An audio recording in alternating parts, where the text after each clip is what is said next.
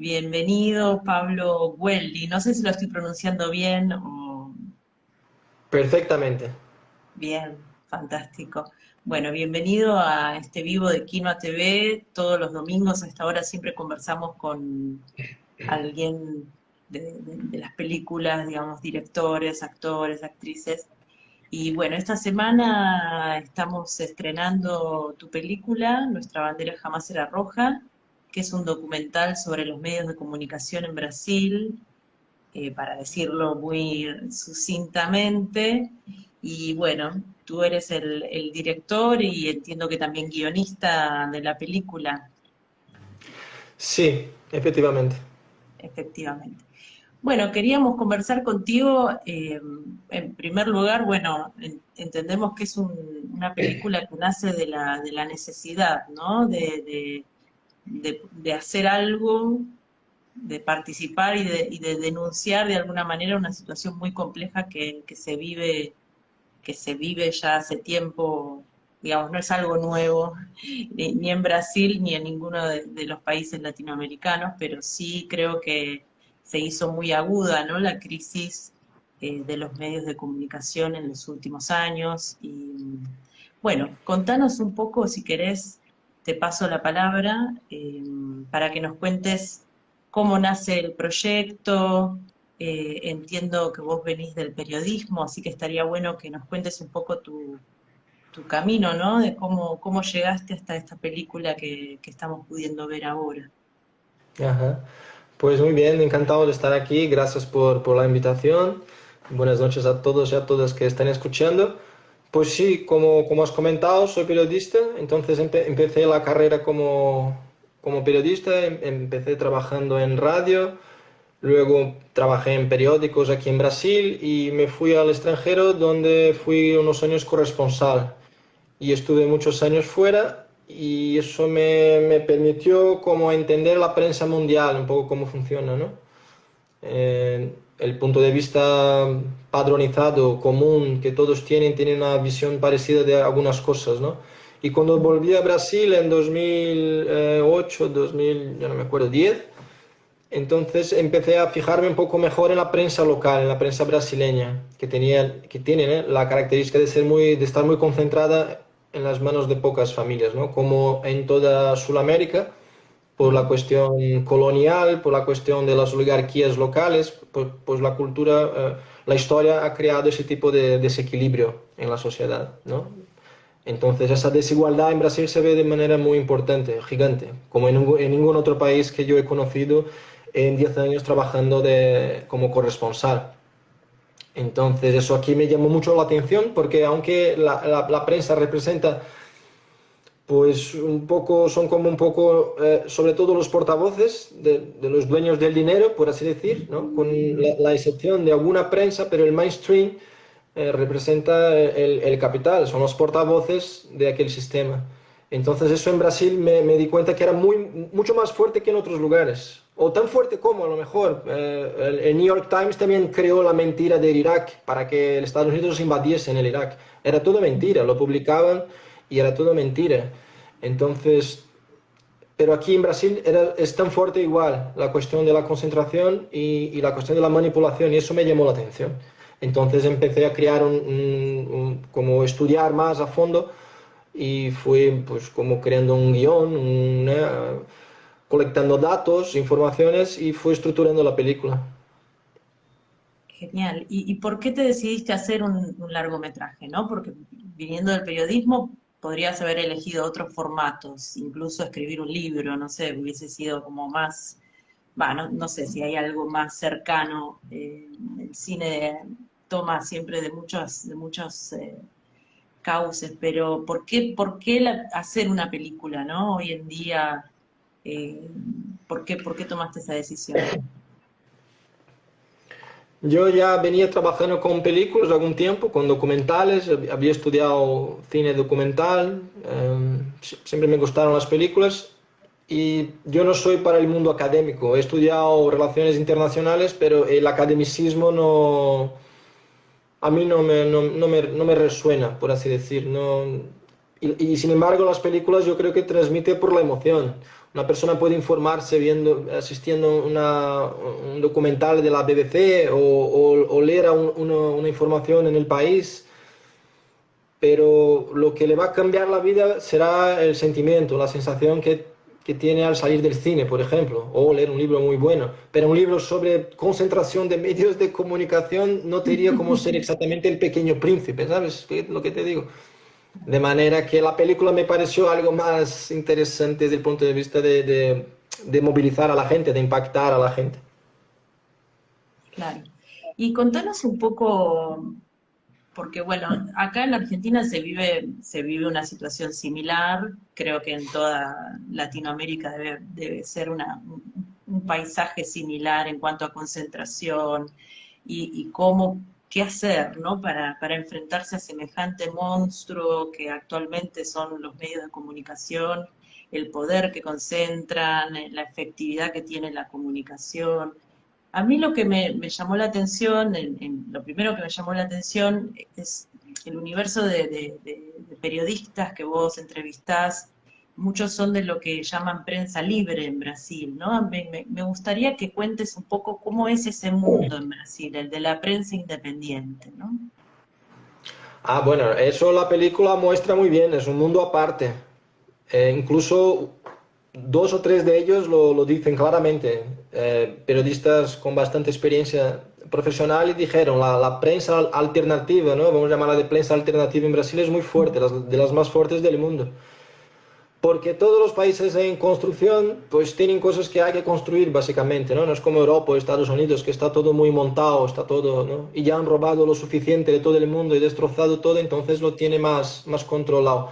Pero los países en desarrollo pues tenemos que hacer eso nosotros, las cosas se están construyendo todavía, ¿no? Entonces, esos periodistas aquí hacen un trabajo de cine, literalmente, por eso la película más que bueno, sí es sobre periodismo desde luego, pero me gustó mucho enseñar esos periodistas, como el caso de Laura, ¿no? La periodista libre, ¿no? Incluso el nombre de la empresa es Periodistas Libres, que es muy bonito. Entonces me quedé muy contento por poder mostrar eso, ese movimiento, que es muy fuerte, sí. Y cómo, digamos, cómo funcionan esos movimientos, digamos, circulan por internet, imagino, en qué formato, son portales, eh, tienen algún tipo de financiación, qué alcance tienen en el público. Son grupos pequeños, tienen unos periodistas con más experiencia, tienen un poco más de audiencia, pero desde luego es imposible compararlos con la prensa, con el mainstream. O sea, no, es como... No hay comparación, pero es un trabajo de base. Es como un trabajo... ¿Cómo no? Es un trabajo de... Es un activismo. Es un activismo periodístico. No tienen financiación, la inmensa mayoría. Algunos con esos periodistas más experimentados sí que han conseguido algo, o lo consiguen a veces. Pasan periodos sin nada, trabajan en otros lugares. Muchos cierran y abren como bares o como tiendas de esas que abre y cierra. Entonces hay mucho movimiento, es muy volátil, pero al mismo tiempo su característica está en esa volacidad, en esa manera voluble. Mm. Entonces se mueven de manera muy rápida, aparecen y desaparecen. Entonces eso es su punto flaco y también les da fuerza, porque de golpe cuando surgen como unas manifestaciones de 2013, surgen por todos lados. Pero luego, cuando la cosa está un poco más así tranquila, son destrozados por la prensa. Es imposible competir. Y menos con una televisión como la TV Globo, que 100 millones de brasileños lo asisten todos los días el periódico Jornal Nacional. O sea, no hay cómo competir. Pero, en fin, alguien tiene que estar ahí trabajando en las trincheras. Sí, bueno, la peli es optimista, ¿no? Es una película optimista en cuanto al rol que tienen estos periodistas alternativos, ¿no? ¿Vos cómo lo ves? O sea, ¿crees que que se llega, digamos, es posible escarbar, ¿no? Meter el dedito y lograr romper un poco esa idea de monumentalidad que tienen los grandes medios, las grandes concentraciones de medios, ¿no? Sí, sí, yo creo que sí, porque eso, como has comentado, el final es un final optimista, porque además si la persona va a ver una película y ve 70 minutos de aquella catástrofe, saldrá deprimida, ¿sabes lo que te digo? Entonces, al final tenía que mostrar alguna cosa, pero es verdad, de hecho, ellos son los que están moviendo las cosas de una manera fuera de esos grandes vehículos, como se dice aquí, porque son muy... la TV Globo, por ejemplo, no es que no es que luchó, estuvo al lado de la dictadura militar, como un canal que fue parcelo de la dictadura. No fue eso. La TV Globo era la dictadura militar. La TV Globo eran los portavoces de la dictadura militar. Fue creada por una persona, el Roberto Marinho, que junto con los militares preparó el golpe, que duró en Brasil 21 años. Entonces imagínate cómo ese grupo está encalacrado, está ligado al Estado brasileño. Es el propio Estado. Entonces están por todos los lados. Es como un pulpo. Están en productores de vídeo, cine, periódicos, revistas, sites, radios, non-stop. La TV Globo es como si fuese, porque acá nosotros tenemos el canal o varios canales que son públicos y son de gestión pública, digamos, no están tercerizados, no están dados a un privado. En cambio, la TV Globo entiendo por lo que se dice en el documental que es una televisión pública, pero está gestionada por un privado. ¿Esto es correcto? ¿Entendí bien? ¿O cómo Eso, es? eso no es correcto, pero al mismo tiempo sí que es correcto, porque es una empresa privada, pero ellos simplemente han comprado el país, han dominado el país. Ellos son los dueños del carnaval. El carnaval en Brasil solo puede ser transmitido por una empresa, la TV Globo. El fútbol de Brasil durante muchos años, ahora está empezando a cambiar algunas cosas, pero durante 40 años, la TV Globo es la dueña del fútbol brasileño. Los mundiales aquí, la TV Globo. Campeonatos regionales, Globo. Nacional, Globo. Vóley, todo. Si yo empiezo a hablar de lo todo que es la Globo, vamos a terminar esto en una hora, solo con todo lo que tiene. Todo lo que tiene. Y todo lo que no sabemos, desde luego, porque Claro. tú vete a saber, ¿eh? Pero es muy grande, es gigantesca y ha sido creada por el Estado. Es el mismo Estado, el Estado. El Estado brasileño es la TV Globo, pero con intereses de una familia, que es la familia Marinho. Mm. ¿Y hay televisión estatal? ¿Hay algún tipo de canal del Estado o no? Sí, hay una televisión que lo crearon los gobiernos del Partido de los Trabajadores. Se llama, la llamaban la TV de Lula, como de una manera Sí, como... despectiva. Sí, como si fuera algo, pero la tentativa fue por poner una televisión pública como la BBC o otras públicas, ¿no?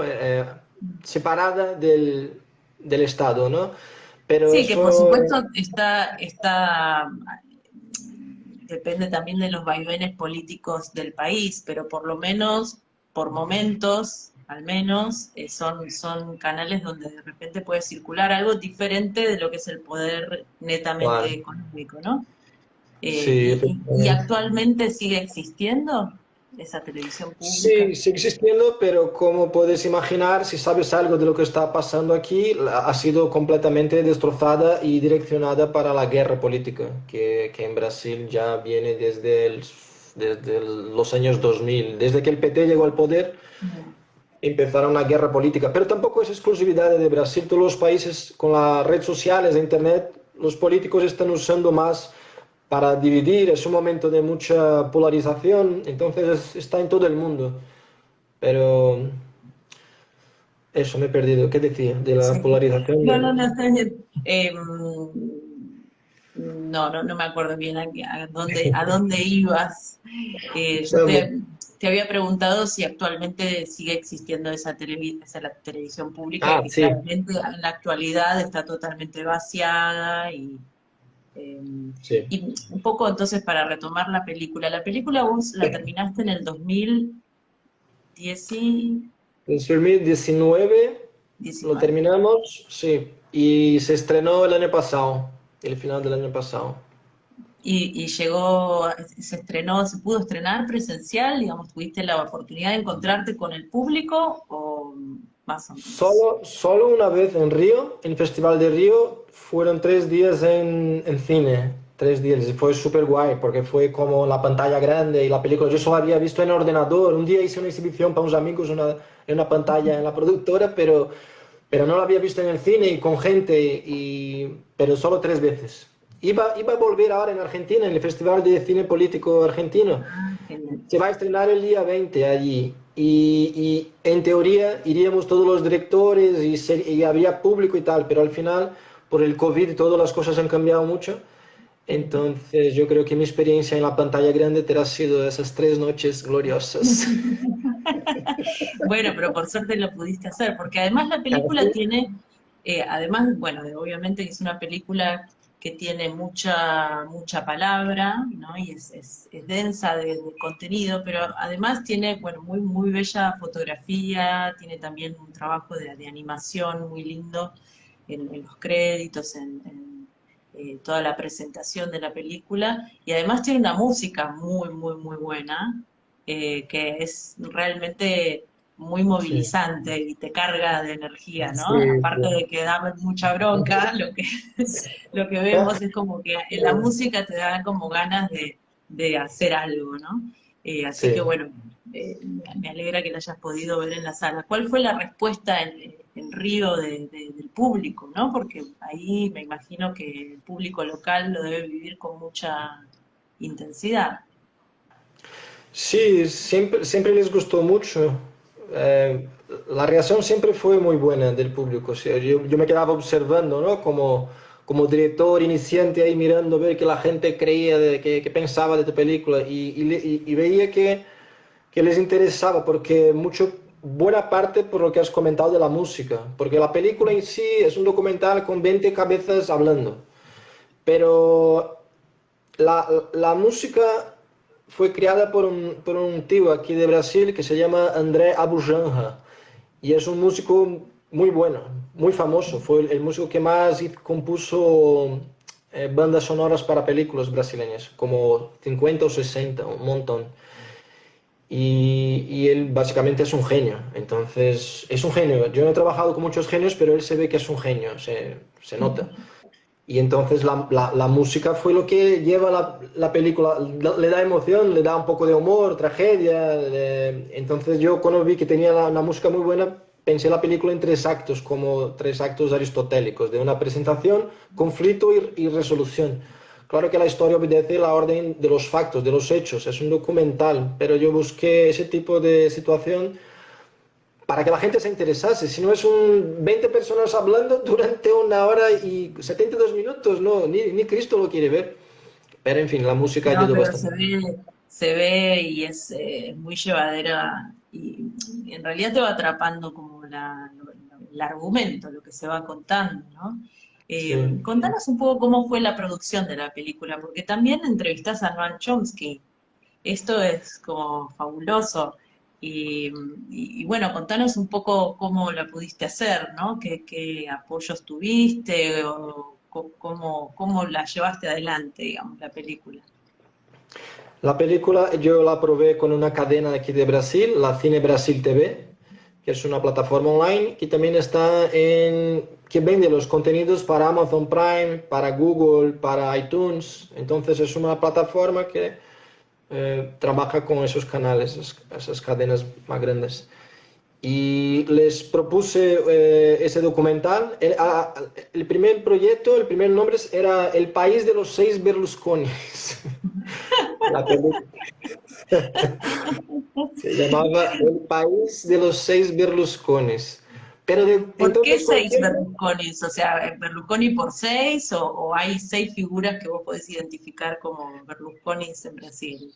no, porque 6 familias tienen el 90% de la audiencia nacional. Entonces, pero luego con el pasar de los meses y años, porque esa película se arrastró por todo lo que empezó a pasar aquí en Brasil, la película yo creo que pilló justo este momento, ¿no? Ese torbellino. Entonces, por ese lado tuvo mucha suerte. claro.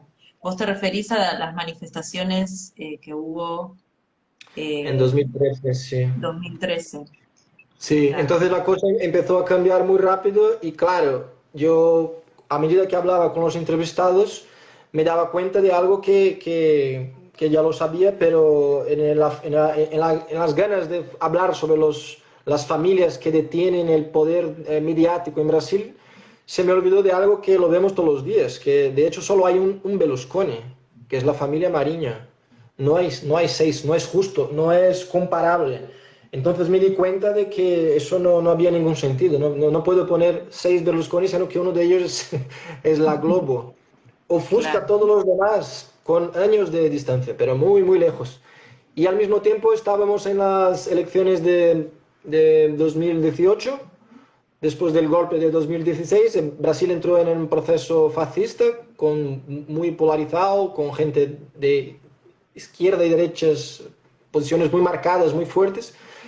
Y yo estaba en las manifestaciones en que había gente con pancartas pidiendo la vuelta de la dictadura, de los militares, y gritando, nuestra bandera jamás será roja. Y para mí era muy emotivo, era muy bonito de ver, porque yo me sentía como si me hubieran puesto en una máquina del tiempo y de golpe estaba en los años 60 y pensaba, jolín, luego va la guerra nuclear, porque claro, era los 60 personas con camisa anti-Unión Soviética. Y pedían la vuelta de los militares con pancartas, era un fenómeno y aquello me pareció así una barbaridad. Yo no sabía si reía, si lloraba, pero era bastante interesante. Y al final, claro, fuimos hacia el fascismo puro y crudo, que se puede decir hoy en día.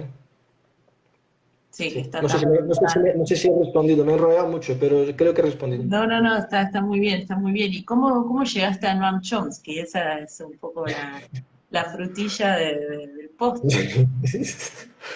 No sé, eso fue mucha suerte y yo ya con la edad tengo ya algunas obsesiones, varias, y una de ellas era Chomsky, sigue siéndolo, entonces siempre lo leí, siempre lo acompañé. Y un día surgió en Brasil y una nota en un periódico que Chomsky está en Brasil y hablé con unas personas, ¿dónde está Chomsky? ¿Está en Brasil? Sí, está en São Paulo. ¿Dónde está en São Paulo? Está en un barrio cerca. Y yo, bueno, habrá que, no sé, dame un contacto. Y me pasaron el contacto de la mujer de Chomsky, que resulta es una brasileña. Y yo Ah, no lo no sabía. sabía.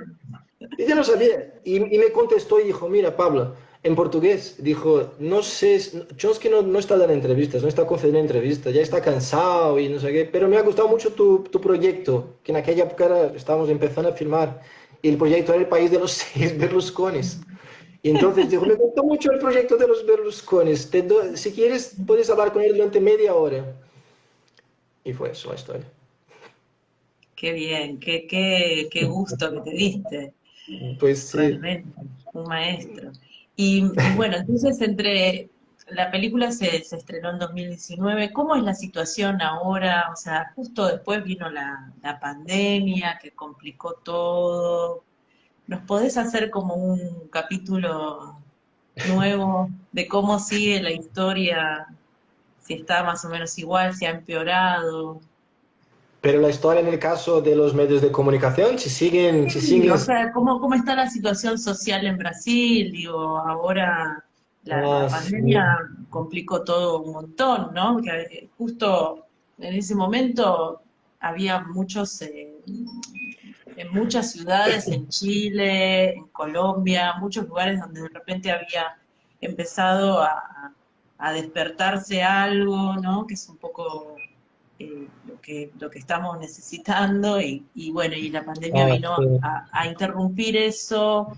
No sé en Brasil cómo es la situación, porque bueno, esto sigue, o sea, de cuando empezamos a decir no, no él, no Bolsonaro, han pasado los años y se sostiene en el poder, algo que en un principio yo por lo menos pensaba esto cuánto puede durar, ¿no? Esta figura en el poder. Y sin embargo, bueno, ahí está. ¿Cómo están en este momento en Brasil? Mira, es una muy buena pregunta, pero yo no tengo la respuesta porque yo no entiendo, es muy complicado entender a Brasil, incluso para los que vivimos aquí. Yo no sé lo que explicarte o lo que decirte en el sentido de la situación política es como muy, está todo muy dividido. Mm, Pero es un país tan difícil de leerlo y, por ejemplo, ahora mismo han parado, no hay manifestaciones, no hay movilizaciones, no hay mucha cosa, no hay nada. Pero mm. de golpe viene como un huracán y todo empieza otra vez. Y claro, todo eso está coordinado por los medios de comunicación que no dejan. Por ejemplo, ahora un ejemplo. Lula es líder de las encuestas para las elecciones del año que viene. ¿Vale? Sí.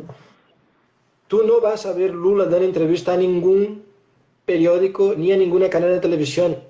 En ningún momento. No aparece en las encuestas. Los jueces de la Suprema Corte han decidido que el juez, entre comillas, que juzgó el caso Lula era parcial. Eso lo fue decidido por el Supremo Tribunal Federal. Todos ya lo sabíamos, había el Intercept y lo divulgó las conversaciones, las charlas entre los procuradores, jueces, o sea, un amañado, una cosa absurda.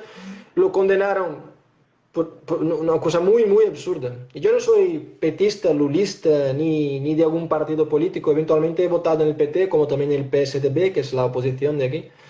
Pero lo que hicieron con el Lula fue una cosa muy absurda. Mm.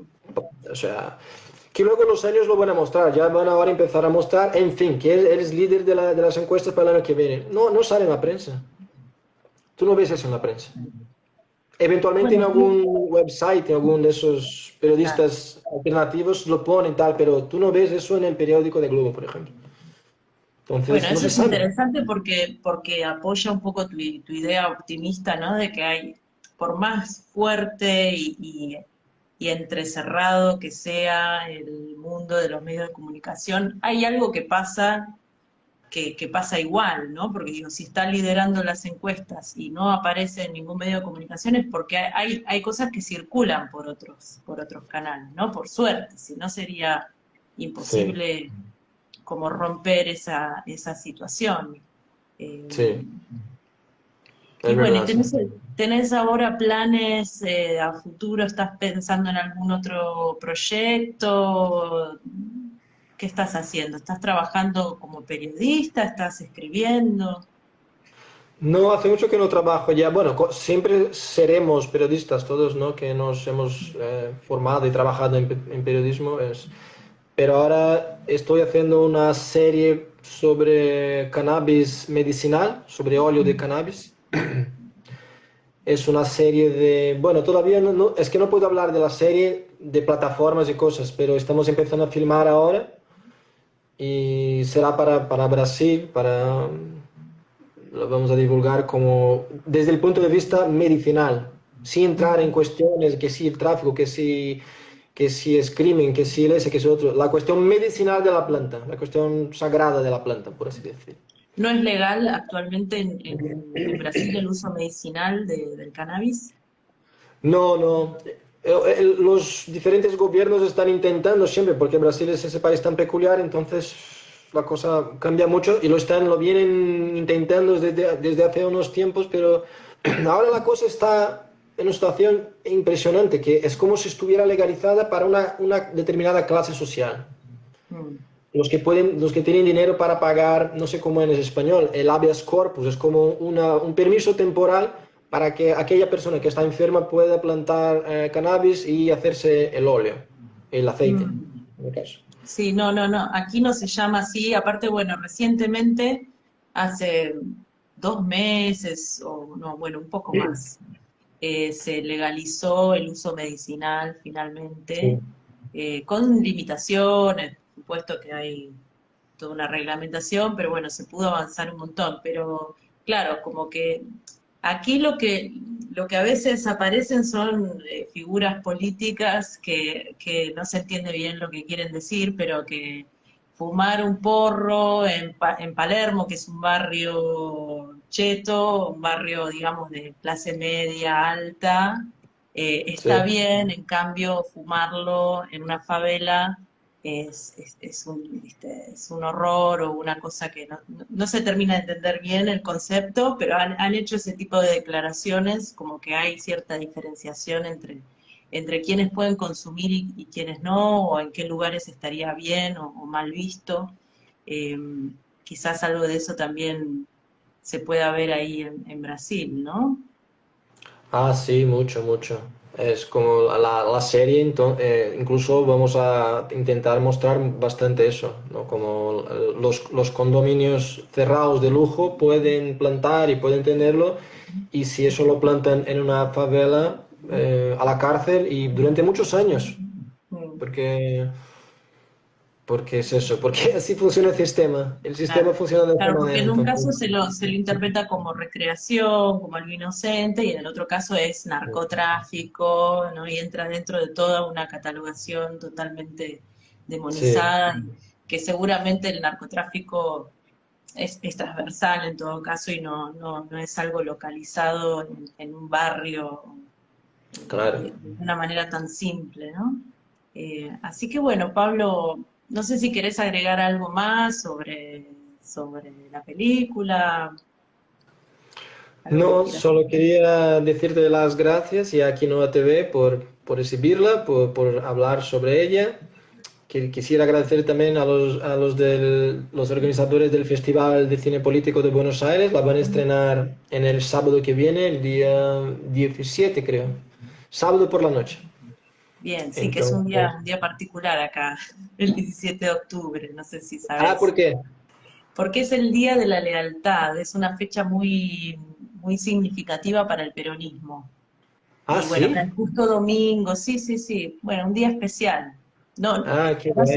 va a ser presencial el festival Será presencial, sí. y no puedes venir. No, Yo estaba ahí al lado, yo estaba en Florianópolis filmando la serie, iba a bajar, pero me dijeron que había mucho follón, que si el COVID, que si exámenes, y los vuelos estaban súper caros, porque como las fronteras están cerradas, todos los vuelos están tomados, entonces si quieres ir, tienes que ir en primera clase. Y yo desde luego no puedo ir en primera clase, para Argentina gastaron 6.000 reales. Pero en claro. fin, la veo por aquí. Bueno, entonces sabés que se va a ver en un día especial de la historia argentina. Así que Guay. bueno, Pablo, nosotros también te agradecemos muchísimo que hayas participado de este vivo, que hayas conversado con nosotros. Tenemos un artículo que escribiste para la bitácora de Quinoa TV que va a salir la semana que viene, así que para quienes quieran leer un poquito más y desarrollar el tema de la película y de su producción, la semana que viene, mañana pasado en realidad, porque mañana es feriado, lo vamos a publicar y bueno, te agradecemos muchísimo y nos volveremos a ver quizás un poco más adelante. Pues sí, muchísimas gracias por la oportunidad. Bueno, por favor, que tengas una hermosa velada y bueno, mucha suerte con la peli en lo que resta de su recorrido, que saben que pueden verla en Kino TV por un tiempo largo aún.